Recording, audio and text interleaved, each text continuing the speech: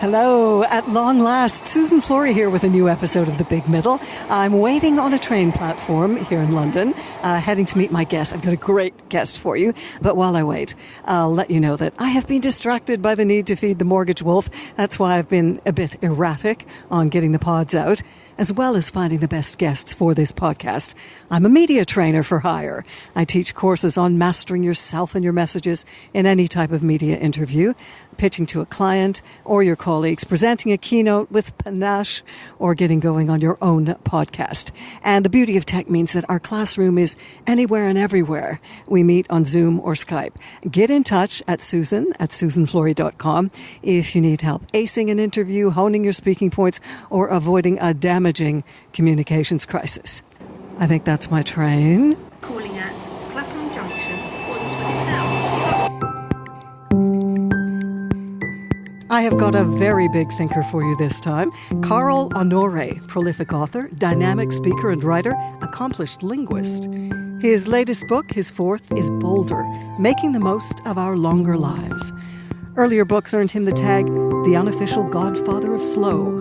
We'll explore all as we go to Canadian transplants in London on the same team against ageism and for slowing down to notice and savour all the moments life offers.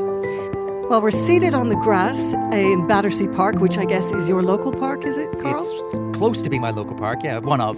You've brought your bike, and we were going to go wandering with our microphones, but I think we found a delicious patch of grass here that is just under a flight path, so you are forewarned, folks. Very London. There are going to be some jumbo jets overhead at any rate. So a few days later than planned, we were meant to be doing our little stroll in the park a couple of days ago, but life intervenes. As we know, we've lost the rich symbolism of being near in the park that has a maple leaf walk for us Canadians on Canada Week, Canada's birthday. Yeah. Are there maples in Battersea Park? I've never done a reconnoiter. Do you know there must be, because I had to look up the park, and there's a maple leaf walk, and whether it's flanked by maple leaf trees. I didn't know that. We'll have to check it out. Huh? But once we get up off our backsides. Yeah, which will at least be 40 minutes from now. It's actually Queen Victoria's favorite. It was Queen Victoria's favorite park. Was it? She used to come across the river apparently and sit under the trees. Perhaps even stroll down Maple Leaf Walk back in the day. Must have. She must have been thinking about those colonies. As they slipped away, at least she still has Maple Leaf Walk. Right? We'll always have Maple Leaf Walk. If all else fails. Now, let's get into your Godfather of Slow. We're going to put that on pause for a minute. Let's go to Bolder. Be older, bolder. I love the origin story, how you, a lad from Edmonton, Alberta in the great Canadian North, when the Great One was eating up the ice for the Edmonton Oilers, you got into an existential spin about aging right after you scored the winning goal at a ball hockey tournament. And a couple of years later, a book was born of that angst. Take us back to that. It's a very Canadian origin story, isn't it? Well, I live in London, but of course as a good Edmonton boy, loved my hockey and I still play as much as I can. And I was at a tournament in the north of England in Gateshead, captaining my team, the London Jets, and we were, our team was struggling against a team that we had annihilated the year before, and I could just feel the nerves jangling on the bench. And then out of nowhere, it was 0-0. Out of nowhere, I scored the kind of goal that ends up on your lifetime highlight reel off a face-off. Right? Absolutely. Your team throws you in the air and you're the hero of the moment. I was the hero of the moment, walking on air. We were into the semi-finals, and I found myself in the dressing room getting a breather. And one of the organizers was in there flicking through player profiles, looking at ages. And someone called out to him, "Who's the youngest player here?" And it turned out to be sort of Jimmy, who was 16 years old. And then someone else said, "Who's the oldest?" And he went through the list and he turned to me and he said, "You are." And it was one of those, it was like an out-of-body experience. It was such a strange moment. I even get goosebumps thinking about it now, because at the time, I knew I was one of the oldest players. Clearly, I'm not. But you're only 48. I mean, I'm 61, so relative spring, you know what? Yeah, but I guess I clearly, there weren't that many people over 50, if any. There weren't, because I was the oldest at 48. But somehow, something about being the oldest hit me like, it was like getting cross-checked in the face. It was a distinction you didn't want. That I'd been pushing away. That's what I think what dawned on me. Obviously at 48, I'm halfway through my life probably, almost certainly. And I hadn't really done a lot of that existential homework, thinking about what aging meant for me, for the bigger picture, how I might be changing, how I would be changing in the future. When you're busy, there isn't time for that self-reflection, existential homework. I mean, who really, before you, even after you did the slow movement books, who has time to be constantly navel-gazing and wondering, whither am I? Well, exactly. I mean, that's a big part of the work I do with slow, is trying to tease people back towards taking moments at least to look at the big picture and let their mind wander and think big thoughts and grapple with big questions. And I think one of the reasons that we wall ourselves off from the big questions is the big questions scare us, whether it's, am I happy in my marriage? Am I leading the right life? Am I working the right job? What's happening with my aging is another one of those questions that it's easier just to avoid. Even if you do have the time, it's easier to focus on the small stuff, like where are my keys? I'm late for my 11 a.m. or what's on Netflix, right? Rather than thinking, I'm 48, what does that mean? I've got 48 good years under my belt.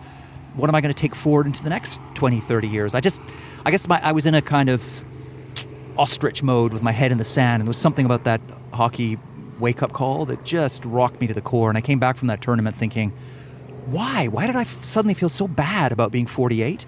I felt like people were maybe laughing at me. Maybe I should give up hockey and take up bingo.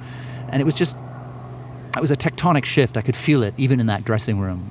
And that's often how my books start, is with some moment of just personal, I don't know if crisis is the right word, but just awareness or a sudden seeing yourself in sharp relief and thinking, whoa, this is not right. You're not walking in the right way or the right path. And I, as a journalist and a writer, I just wanted to unspool that personally, but also understand the bigger picture. Had you been thinking about what's my next book going to be about? Because you'd already had 3 books.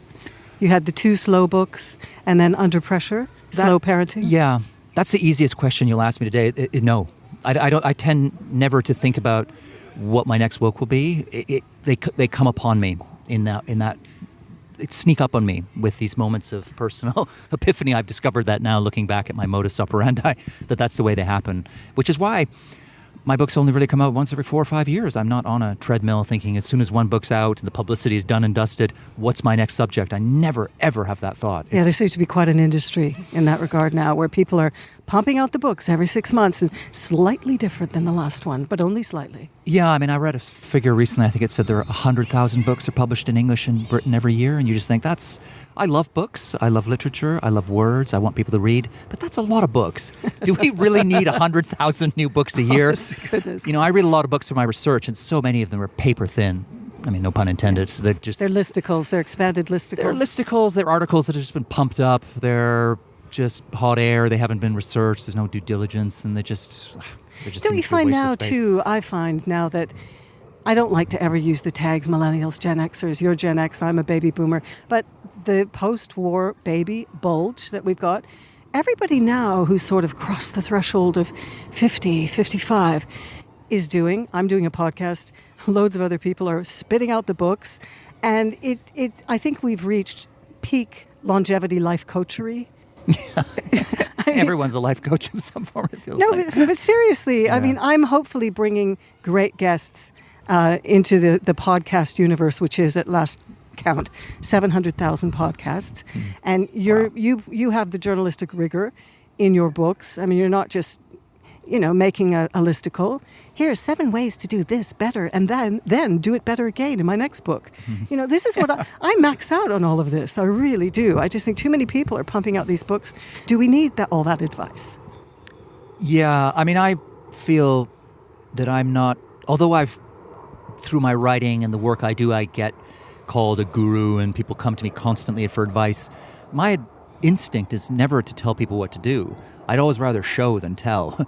So I'm much more a journalist by vocation, by instinct, to go out and tell a story, unpack what's happened, put it in front of people, give it my spin, of course, but really then walk away is my natural which I so appreciate. And I appreciated it the other night when I enjoyed the talk you gave in London. It was put on by Circle Square, a new networking group for over 55s. And you didn't just do that thing where you serve up your book, which was 6 months since the launch, yes, where you serve it up in sound bites. The journalist in you worked in the news headlines of now, which made it all the more fascinating. And I really appreciated that because Boulder, it was launched to much acclaim, and you've been on a publicity tour globally, haven't you? Getting the messages out, and it's not advice, it's what you found when you launched yourself on a global tour to discover why you dread aging. Yeah, and global is the key word here, because I think one of the prejudices that we have often in the West is that we do aging differently, or that ageism doesn't exist in Eastern cultures. And that was one of the things that, as I first began doing the research, that really shook me, actually, was that it seemed that we were in the modern world anyway, the industrial world, pretty much in the same boat. I mean, if you go to South Korea, they've got the highest levels of cosmetic surgery in the world, which doesn't suggest a society that venerates aging and, that isn't ageist. Or another example is that in Japan, elderly people now are going out and committing small crimes deliberately in order to get arrested and put in jail because they're so lonely. Seriously? That the only way they can get social contact is to be thrown into some kind of penitentiary. So when a society gets to that point, that tells me that is not a society that has got aging right and is impervious to ageism. On the contrary. So what I found most, is it soothing? I don't know, surprising, but certainly maybe hopeful in a way, was that we were all in the same boat, right? As human beings, we are all now pretty much tarred with the same brush.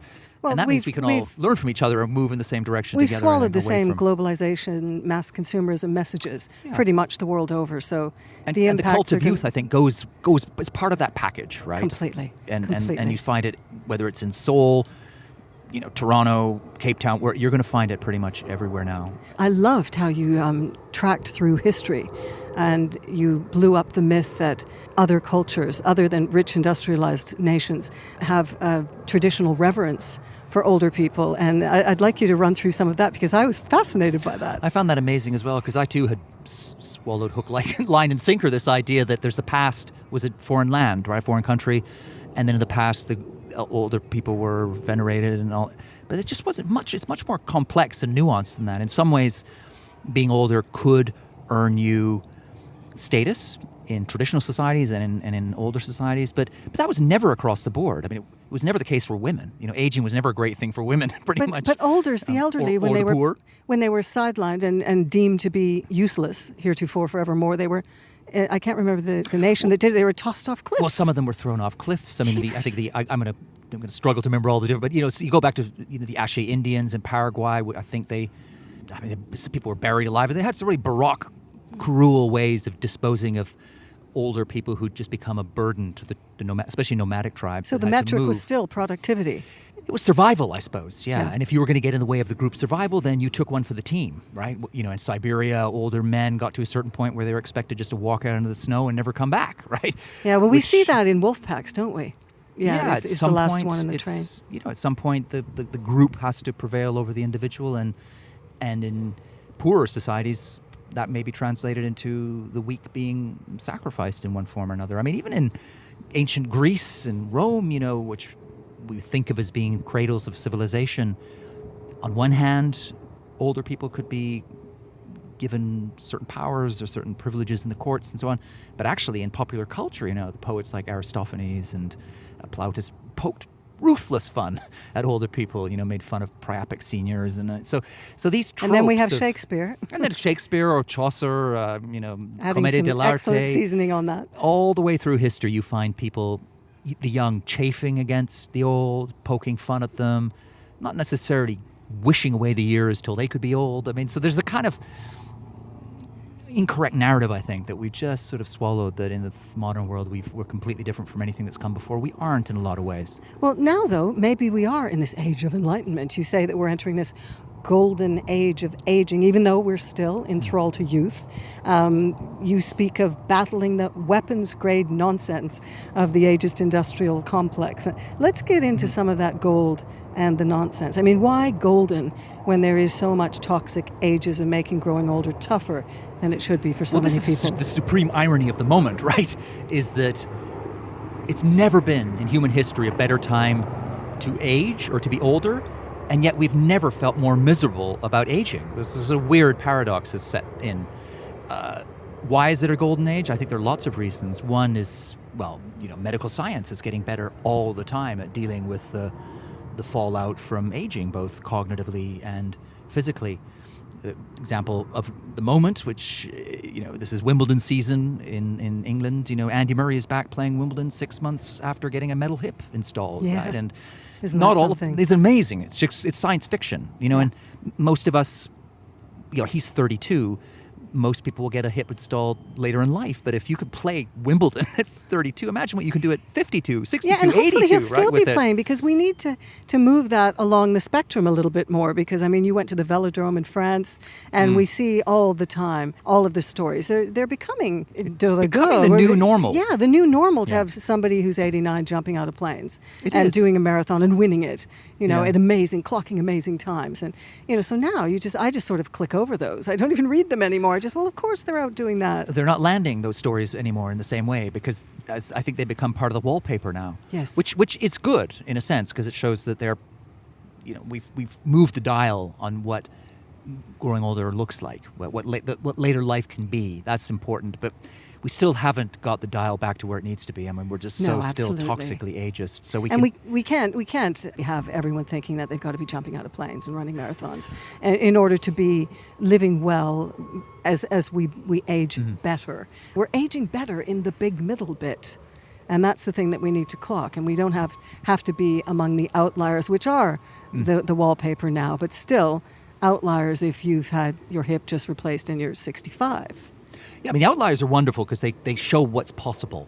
But what we must avoid is turning them into the new gold standard. Yeah. That everybody feels that they must be learning kite surfing in their 80s or jumping out of planes in their 90s. That's only ever going to be for a small minority. But it shows what we can aspire to. And I was at pains in the book and in all the work I do with Boulder and so on to point out that we need to think about aging in such a wide spectrum. Right? We want to avoid a scenario where we set up aging as a game of winners and losers, right? Where you're either winning on Instagram or wasting away in a nursing home, or you're dazzling or dribbling, right? And I think there is a risk that that's what happens if we place too much attention on the 95-year-old kite surfers. Absolutely. I am so in sync with you there. I mean, we just need to accept that people are people are people. And one of my guests, she is one of the VPs for McCann World Group, Nadia Tuma-Weldon, and she came on, and they'd done this rigorous study of age all around the world. And I think it took a couple of years. And they did the deep digging and the interviewing. And she said it best. And she said, people are people are people.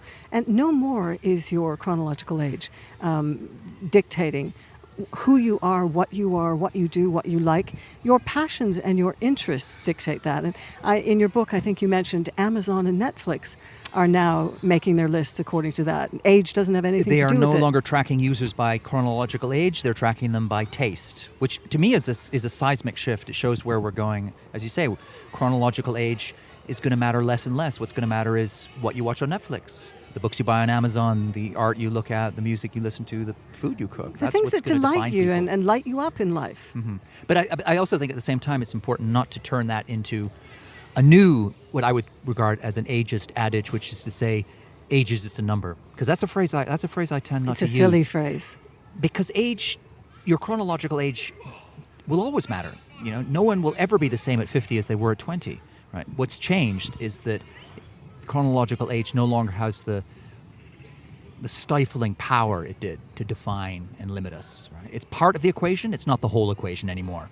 No, and I think more and more as we put our messages out into the mainstream, you with your books, me with the big middle, we need to try to reach more ears, shift more mindsets about this, because you still encounter a lot of people who just pack up their tent and want to go home when they hit 55, and they buy the internalized message that society's been dishing for their entire lives, that time to pack up, time to get out of the game. Dancing? No, you're never going dancing again. Forget about it. Yeah. Maybe in your living room, in your dreams. It's that little toxic phrase that swirls around in the ether and we hear in the back of our minds, I'm too old for this, or I'm the wrong age for this, or this is age inappropriate. All those expressions that just shut us down. And really what I think we ought to be striving for is a new way of thinking about aging, to regard it not as a process of closing doors, but of opening them. There's always another door somewhere to open. It may not be the same door you opened at 35 when you're 75, but there will be doors there to open if you look for them and go into it with that spirit of openness and hope. And that's just it. And they've done so many studies. Becca Levy, I believe her name is, and I'm so sorry I can't summon up from my brain bank where she does her work from, but she did a seminal study about how it affects your health. If you have a negative view, yeah. But the one that really caught the attention recently was the one where she was talking about how it can have deleterious health impacts. If you have that internalized negative mindset about aging, it will take 7 years, is the figure she came up with, off your life. Yeah, I mean, this is the most extraordinary thing that I think I discovered for myself in all this research, was that ageism is a self-fulfilling prophecy, that if you think aging is going to suck, it probably will, right? You know, the people who have, and Becca Levy is one example, but there are other studies that show that worshipping youth and denigrating aging makes you age less well. You know, you're much more likely to suffer cognitive and physical decline, develop dementia, and, as you say, even die earlier. So even if you're not interested in what taking down ageism will mean for everyone else around you, if you're able to step out of that ageist mindset yourself, you're going to age better, which has got to be a win. Absolutely. Now, we're witnessing now, 2019, a grassroots movement globally that seems to be building to reframe aging, to flip the script on getting older and to value it as you've done in your book, Bolder. You've pointed that out, and not deny any bit of our older selves in service to the aging industrial complex.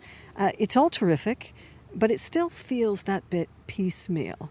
I mean, that's how I see it. What do you think? The movement, you mean? Yeah, the movement. I mean, we've got all these grassroots cells, Yeah. very early days, and I just get impatient for the action. I mean, do you have any ideas on how we can get some coordinated, speedier action going on this?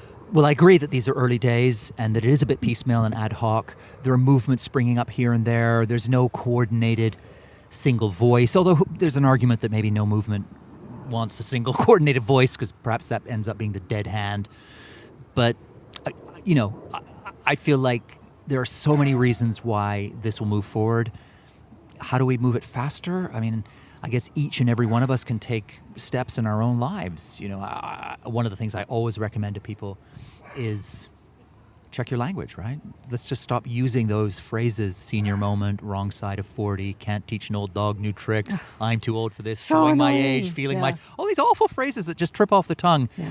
And that every time we say them and every time we hear them, they are reinforcing that trope that Yeah. aging is all about decline. We have to sensitize ourselves to the language that we use and clock people and check people on it Call as them well. out. Not in an annoying way, but just say, wow, listen to what you just said. Yeah, in the way that we started off doing with sexism and racism, which, you know, people were quite happy to spout all kinds of racist, sexist comments, and you know, in some quarters still are.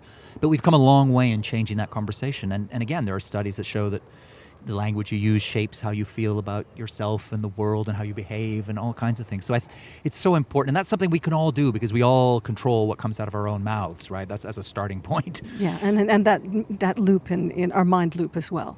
You know, how we view things, how we gauge things, how we frame things up in our thinking as well as our speaking. I would also suggest to people to be honest about your age. I mean, this is another thing now, is that we're chronically lying about how old we are. We lie on Tinder, we lie at work, we lie to friends, we lie to ourselves. What did you say the other night at Circle Square? You said Tinder charges more if you want to lie about your age. Well, if you I think the premium. I'm not on Tinder, I hasten to add, because I'm a happily married man.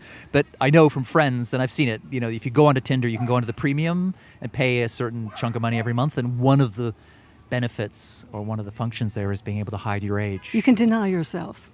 Yeah, which is what lying about your age does.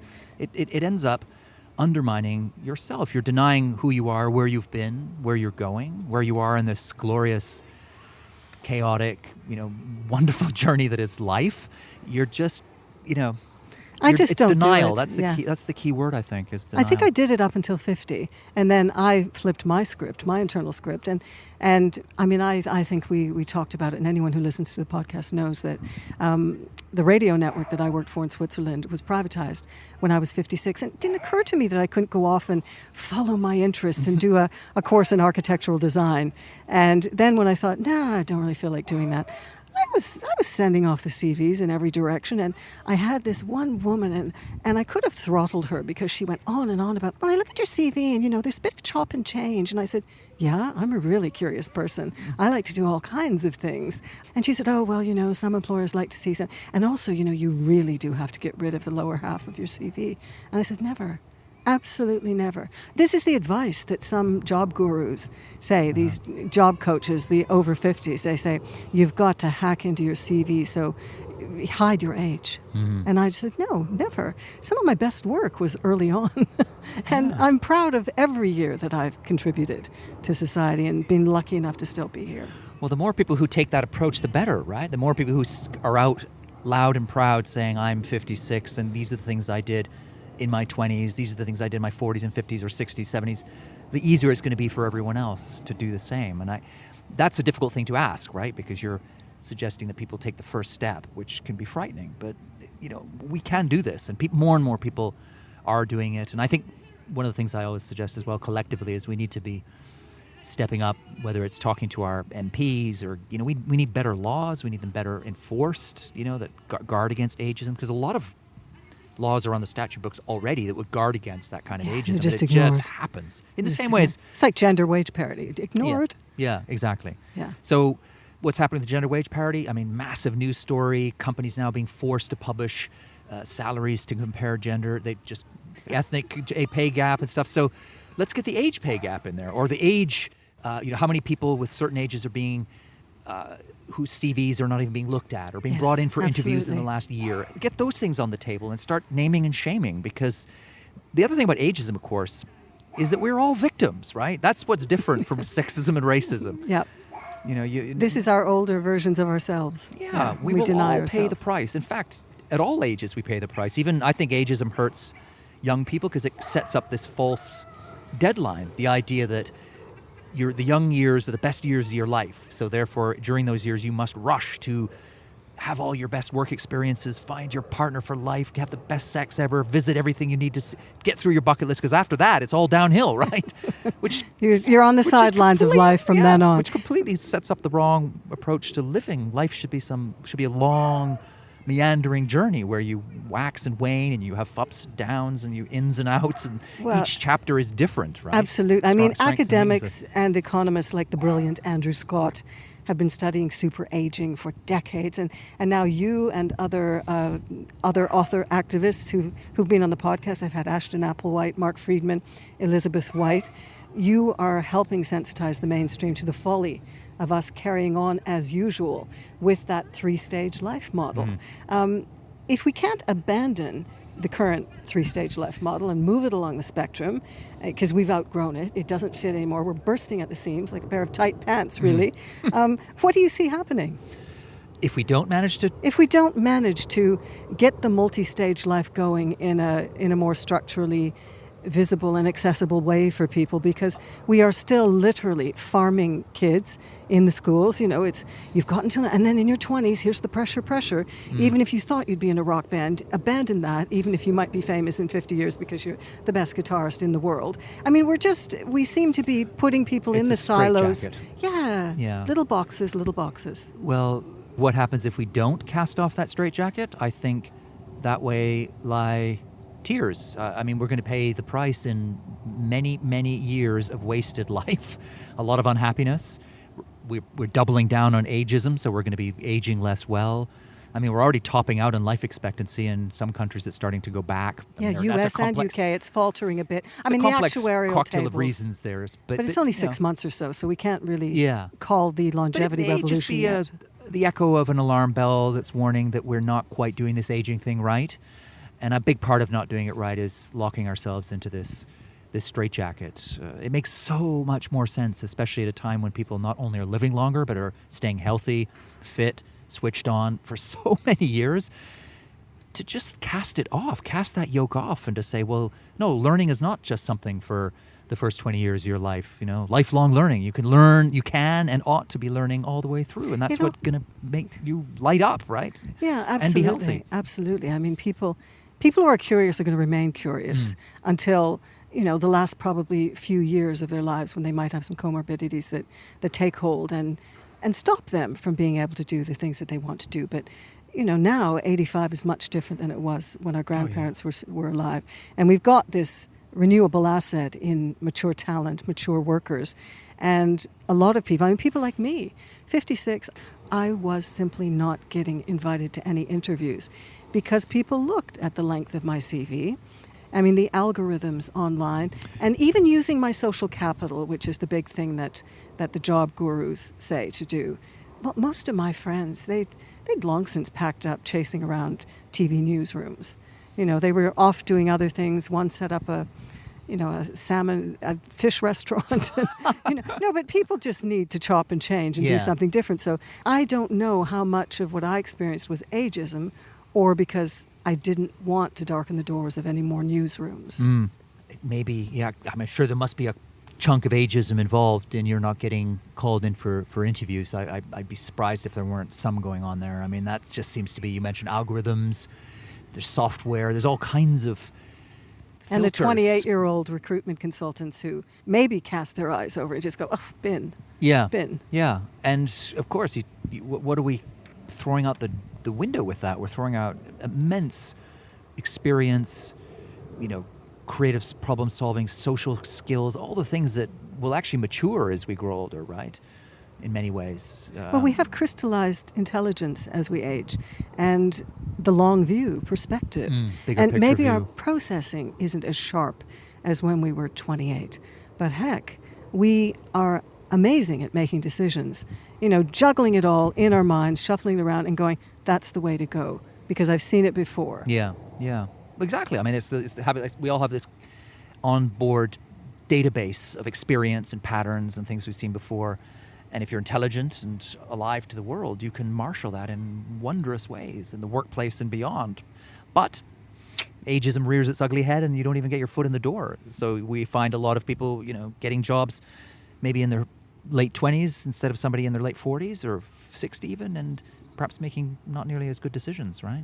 No, we need that multi-generational workforce. Well, that's the thing. I mean, I've, again, in all the stuff I'm doing, I'm in pains not to say we need to ditch the cult of youth for the cult of the codger, right? that would be the worst case scenario, even though I'm heading towards being, I suppose, what some might call a codger at some point. Codger 1 and Codger 2. Just here on the grass in Battersea Codger Park. 2.0. Codgerdom 2.0.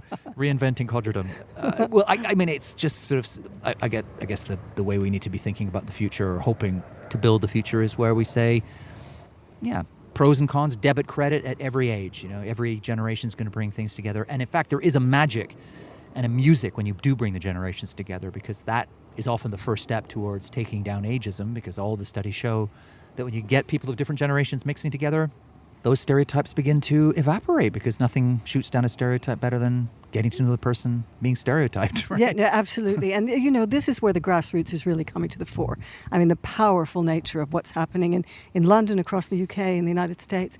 Small groups, community organizations, people who have recognized this problem are grasping the nettle and getting the kids to mix with the olders and all across the age spectrum. And that's only going to lead us, hopefully, out of this crazy ageist silo that we've got going, where the olders are meant to be sidelined. Move down to the right and step off the stage, please, now.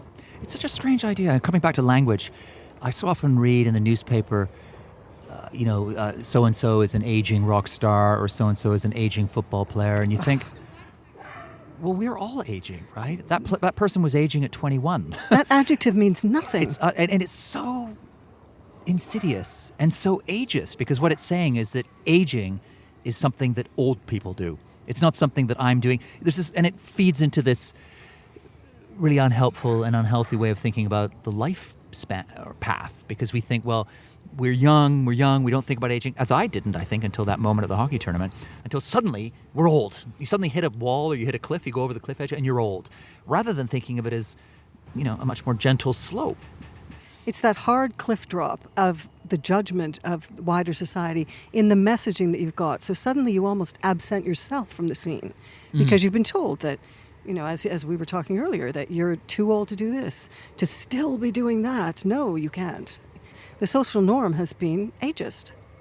You in your mind haven't shifted your mindset, so you're thinking, I can't buck the social norm. I've been deemed surplus to purpose, so therefore I am. Yeah, I mean, we're such social animals, aren't we? We love to conform. We don't feel that comfortable challenging sacred cows and taking on the status quo and speaking truth to power. I think the human instinct very often is just to put your head down and follow the herd. Yes. And this is a very ageist herd, right? And so now we're breaking away from it more and more, and this is all to the good. Now, your first TED Talk in praise of slowness, and that's been viewed nearly 3 million times, 2.8, close enough. Yeah. Round it up. We'll call it round even. it Count it up. even Why- three. We couldn't round it down, for heaven's sakes. Now, your second TED Talk, this time on the benefits of aging, I read somewhere, don't know, I kind of put on all the research I do like a second skin. So I've sampled widely all about Carl in every incarnation. You're not sure what every came from where. Yeah, no idea, but it's all in the same pot.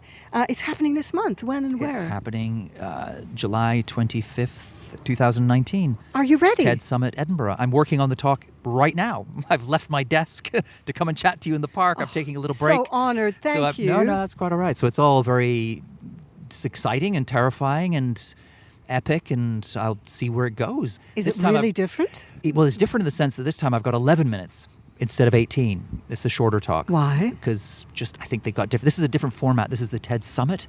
So I think there are fewer talks, and there's a lot of people from the TEDx world who are there doing workshops and various things. So it's a slightly different. It's a TED main stage talk, but it's not the Monterey style, which is the one I did before, where they had 3 days of, I think, 4 or 5 sessions a day. Every talk was 18 minutes, bang, bang, bang. I think they've mixed up TED a lot more now. I think they're So different. 11 minutes. I think I've just managed to carve out an extra minute yesterday on the phone, so I may be skidding in at 12. How long was that speech you gave the other night at Circle Square? Oh, that probably was 25 minutes maybe, or It was 30? It rocked. It was great. There was never a thanks. dull moment. No. But you know what else I liked about it? And this is the journalist in me, because you freshened it up. And you know, I'm a student of CBC Radio News. You always put a fresh top on the news. And when I came to the UK, I was shocked because at the BBC, you know, I'd have to read the same stack over and over, and I'd say, you've got to freshen it up. You've got to change the language. And what you did was you embellished it with all of the headlines, Nancy Pelosi. And you do this thing. Sorry, I'm selling you for the next speaking engagement. But My you head do is this getting thing. bigger and bigger. You're very subtle with the slides, and they're up for a second. It was like a rock-on video. I really liked it with loads of facts. Oh, that's nice to hear. Thanks. That I'm was not going to use good. video. I'm not using any slides in the TED Talk. Nothing. Nothing. I'm just going to talk. Have you worked out your outfit yet? You know what? These are the No. important questions. I know. I'm open to all sartorial advice and suggestions. You had a I'm not- fuchsia shirt on in one of your talks. Hot, hot pink. Oh, That was quite vivid. yeah.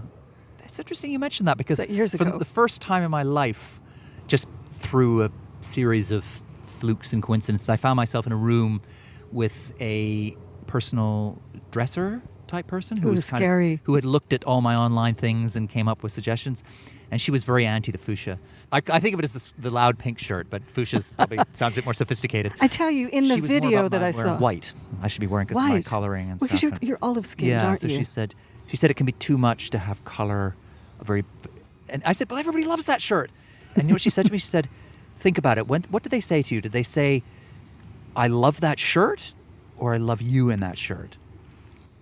Well, And I began to, unless it was your family, nobody's going to, I love you in that shirt. Yeah, You know, I Edith don't that know. you just met in the she crowd. shook my confidence anyway, so I hung up the fuchsia shirt. It's at home. It hasn't been worn for a while. I like your I'm now all style. about white You're- shirts yeah. these days, or light Oh, colored good. things. But Well- I do have I have fond memories of I had a very loud lime green shirt as well, which was very Ooh. much appreciated in its day. But again, I feel like I can't go back. But there this is now what's because great, the woman- long tail of the internet. No, it cut quite a dash on the stage in the Oh. video that lives on YouTube. I remember the red button. It was a YouTube video. And so everybody, get yourselves to your laptops and see might go look at it Carl in myself, the actually. fuchsia shirt.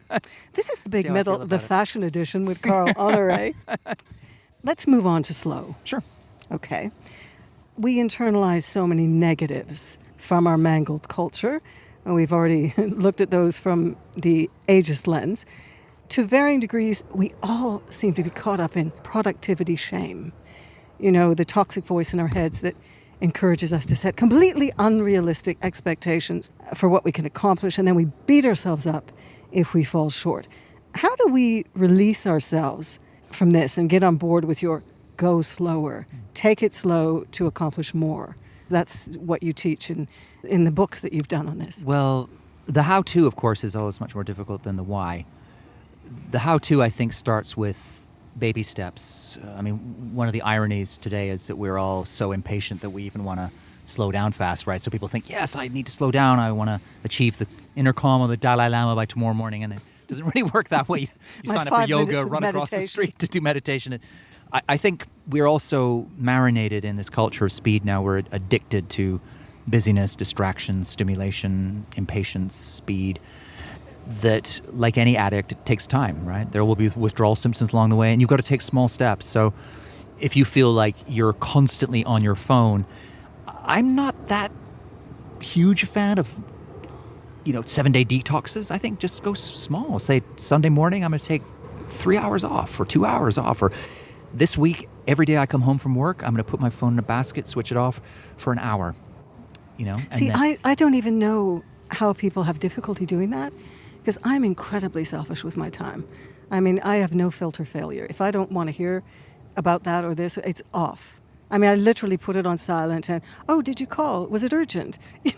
Seriously. Well, unless, I mean, you were but I a don't have poster girl children. for slow then. No, but I don't have children either. I think if I had kids, it would always be on. But it wouldn't be me nose glued to it. I mean, I can't bear what's happening out on the streets where everybody is zombified, glued to their phones, head down, banging into you. Yeah.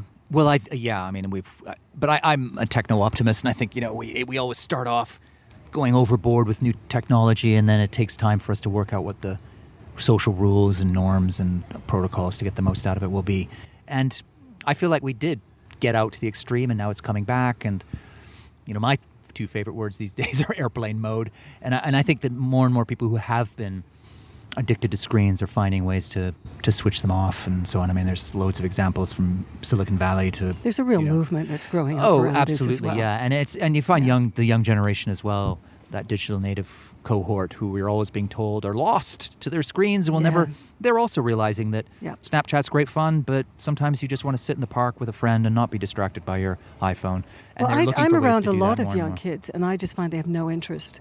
Oh, Mom, you're not going to take another... I don't want to be on Facebook. Yeah. I mean, they're not interested. They don't want to document their every football kick. That's also, I think, that's quite a recent thing. You started hearing that in celebrity land as well, these celebrities and influencers who've been making money off their small children. Their children are now 15, 16, and they're kicking back. It's very telling. It shows very healthy. Yeah, that they haven't been brainwashed, and they realize that this is not maybe the best thing for everybody to have every single moment documented, but not just documented, but filtered and curated. So that you're not really living your life, you're promoting it, which is such a different way of being in the world, and not, I think, a particularly human or satisfying one, which is why, when you do speak to a lot of influencers behind the scenes, there's a lot of angst and, you can't really imagine them doing it for the next 60 years because it just doesn't seem like that happy a scenario, right? So are you a documentalist with your own family? Are you snap happy at every occasion? No. I mean, I'm very protective of my family. If you look online, you won't find any pictures anywhere of my kids, I don't think. And they both have their stuff shut down. And we take photos as a family sometimes when we go out, but not in a... Share them to other family members and friends, maybe. Just to my it. Parents, that's really Little it. WhatsApp group. And my sister, that's it. No, really within immediate family. I never, ever post anything. Or even really send things to friends, particularly. I mean, what do my friends want to see my kids for? I'm not really interested in seeing their kids, to be honest, that much on holiday. It's not that interesting to me. The little polka dot bikini? Yeah, I don't know. It's crazy. It's a weird moment. I noticed online... Everything is performance. Yeah, and... Yeah, I must say, I don't really understand that because people have to search far and wide. I do, though. I do understand it. Even though I sit here pulling it apart intellectually, I understand that pull because I have a public profile, having been someone who never sought one just by default through my books and writing work. Good books. Well, I'm now in the public eye, and I have to, and I'm on social media. I'm on everything from Instagram, etc. And I've got to decide all the time what goes up and what doesn't and how I'm framing. So I understand the tug to make things But you find you can manage it. No, I don't feel overwhelmed by it. I switch off, and I'll go days without posting anything. So it's not like I'm in hawk to it at all. But what I'm saying is I do understand that temptation to, you've got 6 pictures. You're most likely to choose the most flattering one, aren't you? Which may not be the truest one. And that's just a very human instinct. And I understand that may be the starting point, but you go from there and you end up at the other end in a world where you are actually doing things for Instagram. Yeah, manipulating your life and your pictures. And there's so much of that going on now. I feel. Well, hopefully that's the phase that's where we're trying to, pull back from the leading edge of the new technologies and Because there is a movement growing up. Digital Totally. minimalists are Slow coming technology. to the fore. I mean, there was a slow gaming manifesto was launched just the other day. The guy who launched it wrote to me, rethinking how we do gaming. Games that instead of being all about first-person shooters and fast, can be more immersive, more narrative. There are games they're coming out with now where you do one move a day. So even in the gaming industry, which we think of as being all about speed and adrenaline, there is a big, slow pushback going on there. And I see it also in that social influencer space. Just even lately in the last 2 or 3 months, there have been a lot of backlash kind of stories about poking fun at influencers for being fake and false. There was that case recently about the couple who wrote to a bunch of sponsors in the United States because they were going to have a surprise, in inverted commas, engagement. But they wanted to, of course, it wasn't a surprise for the woman because she was the one sending the emails, right? Yeah, so they were asking if the sponsors wanted to be part of this sponsor, this part of this surprise proposal. Get in right? early. Yeah. Become one of my many sponsors. Yeah. Oh, cringe. And it was interesting seeing the way that was played and presented in the media. It feels very like not a tipping point, but a recalibration in our relationship with the screen. So people who are social striving for more authenticity are pushing back now and calling these people out on such charades. Yeah, and I think slow, coming back to the whole slow thing with a capital S, a big part of that is the authentic, the real. So if you think of slow food, it's all about authentic, real food. It's about taking the time to do things, to be present in the moment, to enjoy them thoroughly. And communication is a perfect metaphor because social media is wonderful, it's very fast, it's great fun, but if that's all you have, if you don't have the slower side of communication where you do switch off the screen and go for a walk in the park or just hang out with a friend and I don't know, go see a play or whatever it is, just read a bedtime story to your children without skipping whole pages. Which is what you did. Which is where it all started for me, yeah.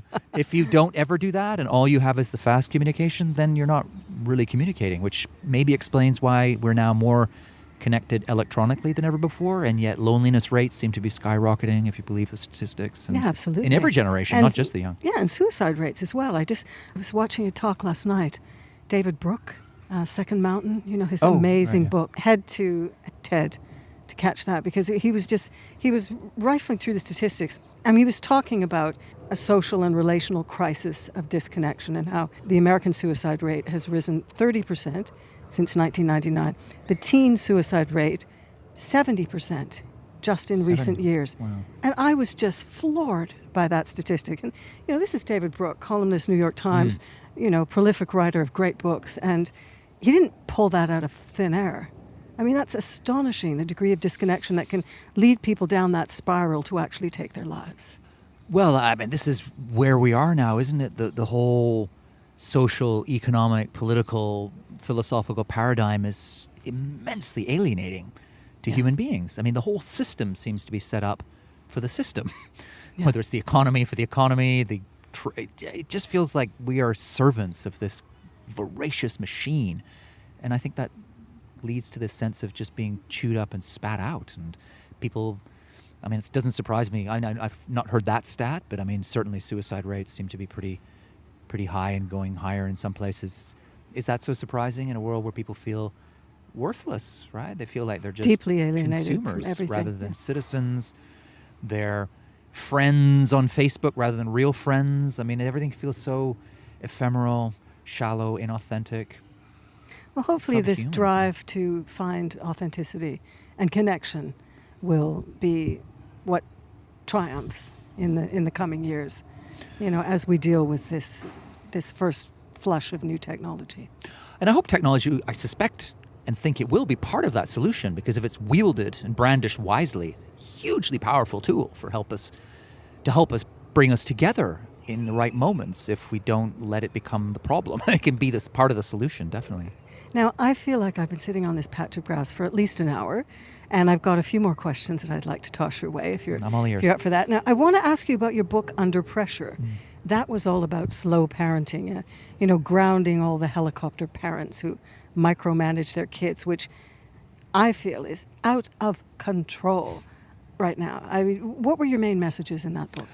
Well, I guess my starting point was that we've transmitted the virus of hurry to the next generation, and for a lot of kids now, childhood has become a race to perfection. They come out of the womb and just hit the ground running. And that this is backfiring on children, but parents, schools, communities, all of us, because kids need slowness. They need it as much or maybe more than grown-ups do, because it's precisely in those moments of unstructured time, of boredom even, right? We're all so terrified of boredom nowadays, but for all of human history. Well, there was a magazine, The Idler, that came out a few years back, and his main thesis was just let them be bored, let their imagination spark up. Well, that's exactly what always happened until we got to the modern era, wasn't it? That kids got bored and parents kicked them outside and they went and played. They said, use your imagination. Now a child gets bored, the parent thinks, oh no, I'm failing. Where's the iPad? Maybe we need another extracurricular in the schedule. Do you like to do piano as well as ballet? Yeah, maybe we should add tennis. And no, actually you need the boredom to happen, because it's by allowing boredom, that feeling of not sure what's coming next, restlessness, falling back on your own devices. That's when children learn how to think, use their imagination, socialize, work out who they are rather than what everyone else wants them to be. So the theme of the book was, this is where we're going wrong, and maybe if we slow things down and instead of treating parenting as a cross between a competitive sport and product development, we just took our foot off the gas pedal, relaxed a bit, and let children be children, and give them the time and the space to explore the world on their own terms, to play freely, to take reasonable risks, to get bored, that children would thrive. So this helped you become a better parent? Yeah, because I myself kind of fell into that whole trap of, whether you call it hyper-parenting or helicopter, just that kind of competitive parenting thing that's so easy, especially in a city like London, which is so, by its very nature, competitive, and you can get caught up in that stuff. And I just found myself, I had a kind of epiphany moment at a parent-teacher evening where my son was the art teacher told me my son was a gifted young artist, and I heard that word gifted, which I think for a lot of modern parents is like a red rag to a bull. It's like the gold star. Yes, Einstein, Michelangelo, there he is. He will be the next Rembrandt. Yeah. And, I caught myself trying to get him an art tutor, and it was just, So I had a wake-up call there, and I thought there has to be a different way, because this is not the way. Down, Dad. Back off, Dad. And also I remember, it's not a generation ago, things were very different. My childhood was completely different from what a kid growing up in, what we're being born now or even 20 years ago would be. Because I think the whole parenting industrial complex got going probably in the late 90s, around that time. I don't know. I mean, it was missing from my child. We played kick the can morning, noon, night, and rode our bikes all day. Mom would call us, and we'd be home for 5 minutes, then out the door again. Yeah, you'd be out in the neighborhood, you hear lunch, you go back for lunch, or dinner, and oh no, and you go back for dinner, and you'd be back out again. Yeah. Except for me, I'd be practicing my piano scales. Oh, I did piano like everyone, but I wasn't very good at it. I got to grade 8, believe it or not. Now I can't even coordinate hands. I played Exodus, Church Basement Hall. Seriously? I feel like that was another person. Oh, and I need be to there pick it lurking back up. if you just sit down. I need to pick it back up. You should do. I think there's something so joyful about playing a musical instrument. Love is Blue, Paul Moriarty. That's what I used to play. Oh wow. Yeah, and Rondo alla Turca. Gosh, you really were a pianist. I was, and now I look at the notes and I can't even read them. So yes, that's got to be on my bucket list. Must relearn piano. Very good thing for aging as well, learning new stuff, kick the brain, push the brain. How am I going to learn Spanish and Italian as well? Just take the time and you'll learn them. Exactly. Both now, great how fun. do you square? I know because I told you I put you on like a second skin. How do you square the frenetic pace of your life, of book tours and workshops and all over the world, with your advice to take it down a notch, take it down a few gears, go slow? Well, to me, the pace does not feel frenetic at all. The whole essence of the slow philosophy is doing things at the right speed or the right tempo or the right pace for you in each moment. And that's really how I live my life now. But you're jumping off planes every 2 days. I'm stepping off them rather than jumping, you see. I travel slowly. Down the aisle. Yeah, I mean, I guess I travel a fair bit, but I travel differently now. I used to do surgical strikes. I'm in and out in a day, or now I'll take a couple of days and be able to do it more slowly, relax, enjoy the place. So you feed your soul. Do a bit of extra work. Yeah. So I don't find travel at all stressful particularly, or certainly not frenetic. I mean, occasionally a plane is late and you have to sprint to the next thing, but I mean, that's fine. I'm okay with the odd sprint, right? Because I'm basically living at my own pace. So if sometimes the world forces me to accelerate more than I'd like to in that moment, it's okay, because I've got that reservoir of slow there to tap into. Oh, that's brilliant. So you're managing it all. And Yeah. you do it at your own pace. And I suppose, do you love being you now? I mean, you've made yourself into the godfather of slow.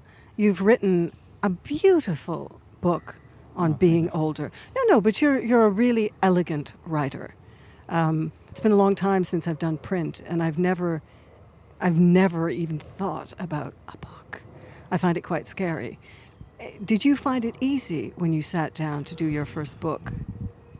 No, I found it terrifying as well, because it's like being as a journalist as well. I was used to writing 1,000 words, right? And then suddenly I'm staring down the barrel of a deadline for 80,000 words, and it was absolutely terrifying. And I just didn't know how.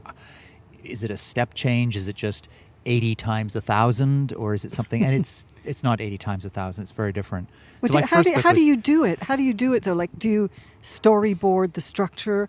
Or because you went out in the world, and it's almost like essays, and then you pull some threads so it's threaded together nicely. One thing that I do, which maybe not everyone does in nonfiction, is that I do almost all of my research before I sit down to write a single word. Seriously? Yeah. So I assemble a huge mountain of fodder, and then out of that I hew chapters and chunks, and because once I need to have all of that in my prefrontal cortex somewhere, and then it just sits there and it's percolating and cross-fertilizing, and it's there, and I'm just thinking, sometimes straight on, sometimes obliquely, and I just kind of formulate a rough structure of these are going to be the chapter outlines, and then I start writing, and then I realize that chapter 3 belongs in chapter 2, and I need a chapter 4 that I hadn't thought of, and I kind of go from there. Juggle, sort. Yeah, and a lot of it is write a bit here, then write a bit there, and I don't sit down and write the introduction and then write the way all the way through. It's very piecemeal, and I go back and forth. So in some ways, for me, being the person writing it in that style, I'm always surprised that it seems coherent at the very end, because I know how much of a dog's breakfast it was, all the way but through. That's the beauty of it, isn't it? When it comes- really. I mean, that's the achievement. Yeah, it's the old A-team thing. I love it when a plan comes together, and when it does come together, it's hugely satisfying, because I do love the sprint of a 1,000-word article, but there's something more resonant and rich richer, about a deeper. book. It's always going to be a body there. of work that's And substantial. And it touches people in a way that articles just don't. I mean, I went into journalism. I've always had a save the world complex, and I went into journalism to write about injustice, to save the world by people reading my Can I put stuff. my hand up? Yep. Yeah. Mm-hmm. Resonates. And I just began to feel towards the end of my journalist career or chapter that I'd become a wing of the infotainment industry, and it wasn't really changing things. And I could tell you that my whole time as a journalist, I can count on the fingers of maybe one hand the number of times a reader wrote to me and said, this made a big difference to me. This changed my... Now, every time I go into my inbox or I go on social media, there'll be somebody somewhere in the world in some language saying, thank you, your book, or How even gratifying. talk. Yeah, I mean, it is amazing. Yeah. So I kind of feel like that save the world complex is getting assuaged, and I'm doing my little bit to... Well, infotainment, add were you doing features? I Not do. of your own choosing? No. I mean, I was very lucky until towards the very end. I mostly wrote what I chose. So Right. it was... No, I wasn't writing frivolous celebrity Kim Kardashian Drivel, stuff. yeah. No. I mean, occasionally I would dip into that, but no, that wasn't my thing. I was more interested in reportage, and, so I covered the drug wars in the Bolivian jungle and stuff. So real stuff like that, real foreign correspondent work. But I say infotainment because I felt like the way the work was landing was that people were just reading it and then moving on to the next thing. Yeah. It wasn't It's sticking. fast food nowadays. And that felt to me like infotainment. They were picking something up and thinking, okay, I've read an interesting article about hardship in the Chapare in the Bolivia, and then they move on, and then they're reading something about Kim Kardashian, and it just isn't moving them. It isn't making them rotate the world and see it from a different angle and begin to act differently and be different in the world. And That's the enduring beauty of the book, because it stops the grazing.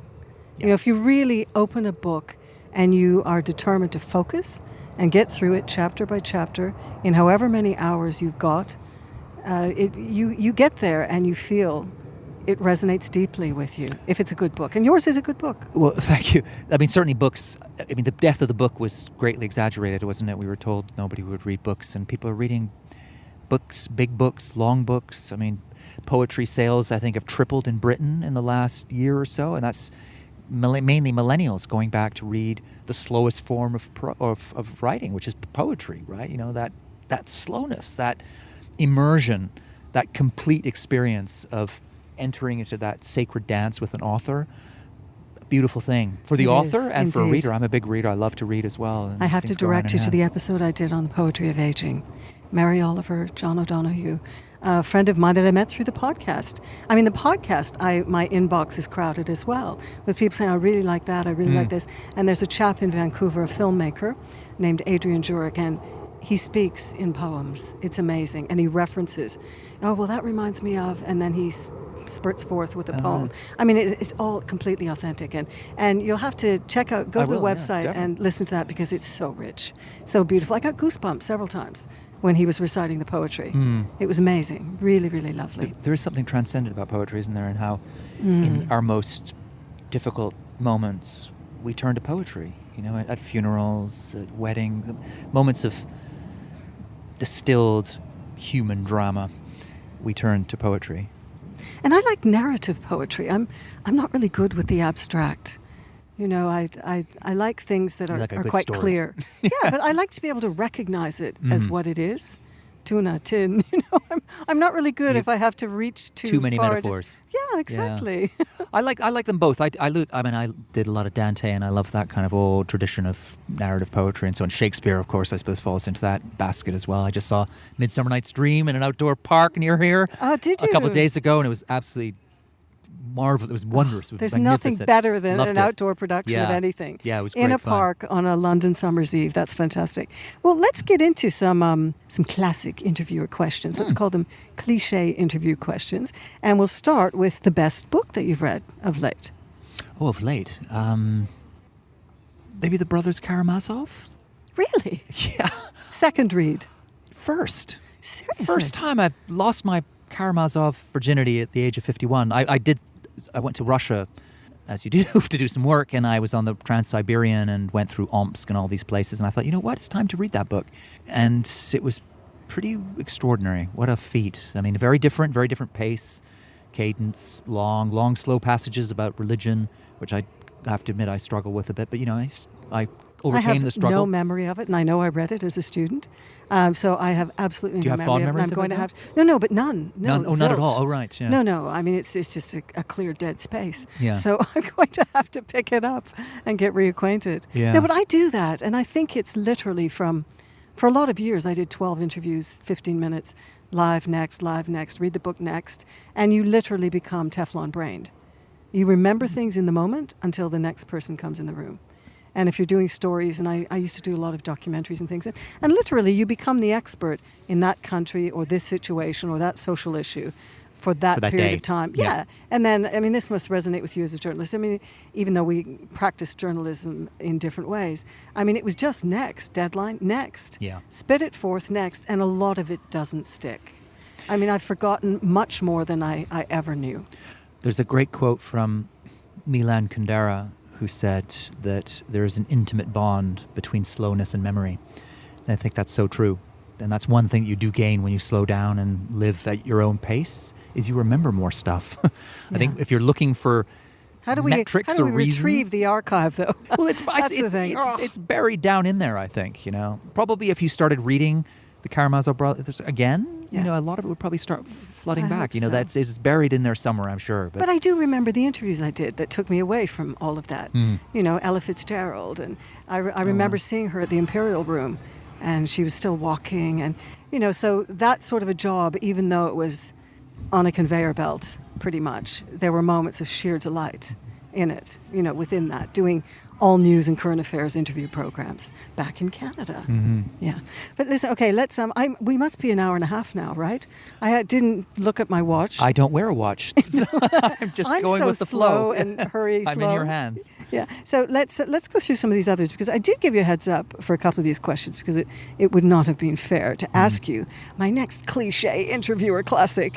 Dunno. Dream dinner party guests from times of yore. Right. And why?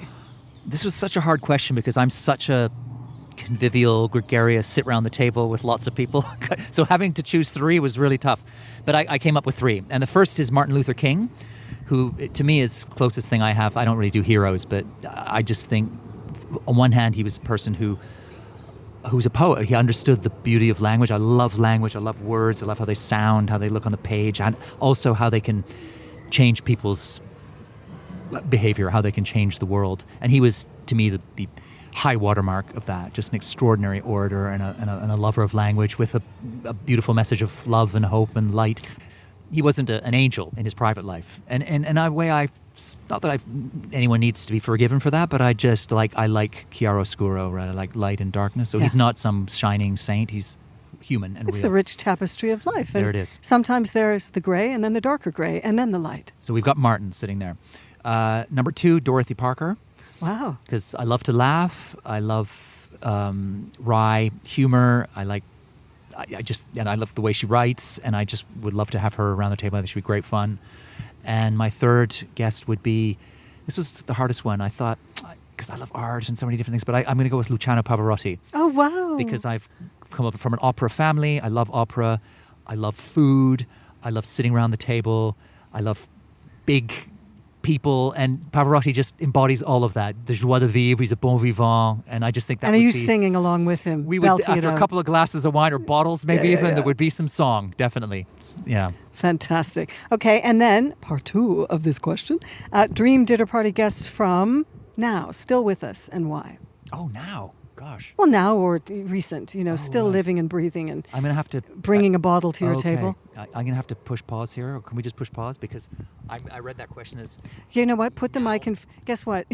I love this because he gesticulates more than I do, even if that's possible. And so the mic just went over near his bicycle about 3 meters away. Come back, Carl. It's back. It's back where it belongs. You are so funny. No, well, the thing is, when I read that question, I thought it was 3... current and or. I didn't realize it was and. Can I tell you something though? So I haven't thought about new people. Part 2 of the question, because I do think, my butt on this grass is telling me that we've been sitting here for about 90 minutes. So, we may as well wrap it up. I'll just get a few more of these in. Okay, so we'll forget about the dream dinner party. Oh, Desert Island Discs, since you've already mentioned it. Right, yeah. I am happy to credit and borrow from the BBC show Desert Island Discs. Best format ever. The 3 tracks that you would want on a loop for the rest of your days, if you were all by your lonesome somewhere sandy with critters and scant hope of rescue. Again, a really tough one because I've got such a just wide the 3. Okay. Well, one would have to be a U2 song, which is Bad. I love U2. I don't listen to them so much now, but there's something about that song, the kind of relentlessness of it. It just seems to have all of human experience, pain, joy, rage, all in it. It just sends shivers down my spine. I listen to it a lot. Oh, I'm going to hit Spotify after this. Okay. Don't remember that listen one. to the live version from Wide Awake in America. Okay. Okay, that would definitely be on there. I think I would have to put some opera on there just because it's tied to my family, and I do love opera. And what aria would I choose? Maybe I would choose Che gelida manina from La Bohème to listen to. Okay. And then the third was really tough. I love Sigur Rós. I would want to have a Sigur Rós song, but I'm just going to go. I'm also a incurable romantic, and my favorite love song of all time is by Depeche Mode. It's Somebody. Okay. Hugely moving, very simple, says everything you want to say about love with a sting in the tail, a little bit of irony at the end. So very English, beautiful song. You're completely anglicized now. That doesn't sound very Canadian. Sting in the tail. We're unfailingly polite. I do still play hockey, though. Depeche Mode. When you're back in Canada, do you find some ice? Oh, yeah. I always used to take my skates, got sticks at home with my parents and stuff, yeah. Well, remember months ago when I said, I don't want to interview you just when the book comes out because you're going to be doing the book. And I want to get you and sit you down and go rambling a little bit with you about the slow books and everything else. And I had these visions of, we'd put on the aging suit, which we won't go into it much, but you wore an aging suit, which is a fantastic read in the book. And I thought we could be rollerblading around because I knew I love rollerblading. So I had visions of us going through Hyde Park, and I don't know what I was Park's thinking. Good for it too. Is it? Yeah, it's got a very good track. I used to rollerblade. In fact, when my children were small, I used to bring them down here, and we would play roller hockey on the north end of the park. There's a very smooth area. It was the one thing I've been able to give, apart from maple syrup and the obvious stuff, to my one Canadian legacy I've passed on, bequeathed, is skating. My kids can at least skate. You were only 0 through 6. You were born in Scotland, says Wikipedia. That's right, but we emigrated to Canada when I was a baby, so I grew up completely in Canada. And were you at the mall all the time, the biggest mall in the world. I've spent hours in the mall, The but West not all the Edmonton time. Mall. The mall is, that's one of the reasons probably I don't live in Edmonton anymore. Is it's the mall rather than. 0 through 17, you were Canadian, and you've lived more years out of Canada. I have now. And yet you still call yourself Canadian. Yeah, I do. I definitely feel Canadian. I think, does one ever outgrow that? I mean, I feel a strong kinship with Britain. I mean, my wife is English, my children are English, very London. I've been here now in London for 23 years. So, and I love this city. It feels to me like home, but I still feel the call Canadian. of the wild of Canada. The Great White North. Yeah. I don't think that ever goes Absolutely. away. I miss Western Canada, Vancouver and the Douglas Where are you from in firs. Canada? Remind me. Well, my dad was a chemist, so south of Sarnia, Ontario. Right. No one ever knows it. Do you know it? I do, because a friend of mine's from Sarnia. Yeah. Really? Yeah. It's the back of the $10 bill, the old one, and it was all the Seven Sisters, the petrochemical heart of Canada. Yep. That's his dad worked in petrochemical. Yeah, That's I right. did as well. I used to have the schematic drawings when I was a kid. Uh-huh. You know, I'd shuffle them around from one stinky plant to another. No, seriously. I mean, when you were within it, Mm-hmm. we all lived, uptown as opposed to downriver.